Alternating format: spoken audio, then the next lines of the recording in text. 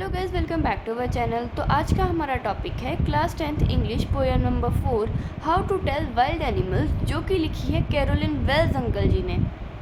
इस पोएम में जैसा कि नाम है वैसा ही वाइल्ड एनिमल्स को बहुत ही एक अलग तरीके से डिस्क्राइब किया गया है, जैसे कि Bengali tiger, Asiatic lion, leopard, the bear, hyena, crocodile and a chameleon also.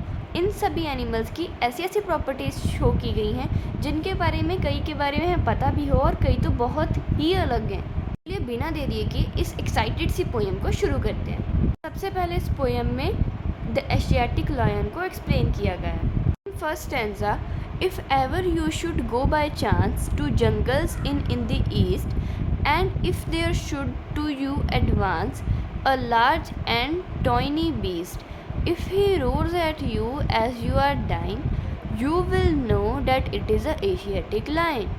वो कहता है कि अगर आपको एक मौका मिले जंगल की तरफ जाने का, वो भी ईस्ट तरफ के, तो अगर आपके सामने एक बड़ा सा एक बीस्ट यानी कि एक दानव जैसा कोई जानवर आ जाए, मतलब राक्षस जैसा, और वो आपकी तरफ देख के गुर्राए और आप डर जाओ, तो समझ जाना कि वो एक एशियन लायन है।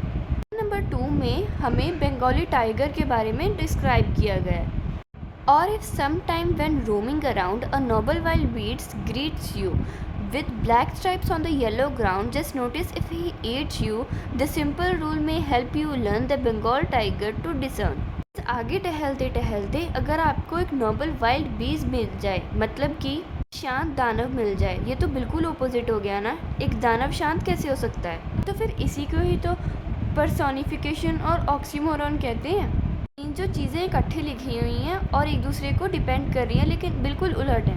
बोल रहा है कि अगर आपको कोई ऐसा दानव मिल जाए जिसके येलो ग्राउंड हो और उसके ऊपर ब्लैक कलर की स्ट्रिप्स हो, और आप नोटिस करो कि वो आपको खा रहा है, मतलब खा गया है, और उसका सिंपल लर्न है, सिंपल सा रूल है कि सीख लो कि वो एक बंगाली टाइगर है। अगर भाई उसने हमें खा ही लिया है तो हम कैसे पहचानेंगे वो बंगाली टाइगर है? ऐसी ही टोन में उसने सारी पोएम को डिस्क्राइब किया है। चलिए स्टैंजा नंबर 3, उसमें उसने लेपर्ड को डिस्क्राइब किया गया है, जिसमें उसने कहा है if strolling forth a beast you view whose hide with spots is peppered, as soon as he has leapt on you, you will know it's a leopard.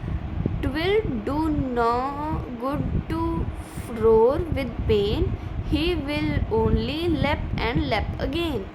फिर से आपको ऐसे टहलते टहलते एक दानव दिख जाता है और जिसके ऊपर स्पॉट्स बने हुए हैं, स्ट्राइप्स नहीं हैं, और वो आपकी तरफ जैसे ही आपको देखता है आपकी तरफ भागता है, रोर करता है, और आपके पास कोई चांस नहीं है, आप दर्द में चिल्ला भी नहीं सकते। वो जैसे आपके ऊपर छलांग मारता है और आपके ऊपर तब तक जंप करता रहेगा जब तक आपकी मृत्यु नहीं हो जाती, मतलब आपकी डेथ नहीं हो जाती।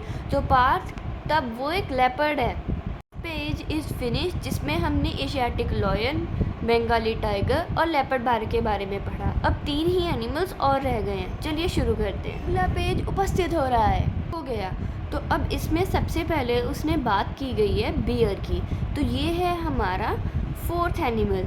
अब इसमें वो कह रहा है if when you are walking around your yard you meet a creature there who hugs you very very hard, be sure it is a bear. If you have any doubts, I guess you will give you just one more cares. वो कह रहे हैं कि अगर आप अपने yard, मतलब कि आपके गार्डन के आसपास घूम रहे हो और आपको वहाँ पे एक क्रिएचर, मतलब एक चीज़ देख रही है, और वो आकर आपको हग कर लेती है, जब भी पा लेती है बहुत टाइट, और उसके बाद आप सोच लो कि वो एक बियर है, ठीक है, और वो तब तक आपको हग करके रखेगी जब तक आपकी जान नहीं निकल जाती। इतनी दमदार हग होगा उसका। और वहाँ पे अगर तब भी आपको एक डाउट है तो समझ लेना अब आप रोने वाले हो। तो हमारा 5th एनिमल है क्रोकोडाइल। चलिए शुरू करते हैं। Through to distinguish beast of prey a novice might nonplus, the crocodile you always may. Tell from hyena thus, hyenas came with merry smiles, but if they creep there will be a crocodile. एंजाम में उसने crocodile और हाइना दोनों को describe किया गया। अगर वो कह रहा है कि अगर वो खाते वक्त रो रहा है तो वो क्रोकोडाइल है, अगर वो खाते वक्त हंस रहा है तो वो हाइना। हमारा 7th एनिमल है कैमेलियन। कैमेलियन जो रंग बदलता है, जैसे आप। चलिए शुरू करते हैं। The true chameleon is small, a lizard sort of thing. He hasn't any ears at all and not a single wing.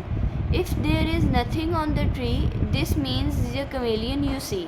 मतलब कैमेलियन बहुत छोटा होता है, छिपकली की तरह होता है, उसके पास कान भी नहीं होते और उड़ने के लिए पर भी नहीं होते, जैसे पापा की परी, मीन्स आपके पास नहीं है। और अगर आपको पेड़ के ऊपर कुछ भी नहीं दिख रहा, मतलब कि वहाँ पे कैमेलियन है। I hope this is clear to you. Thanks for watching.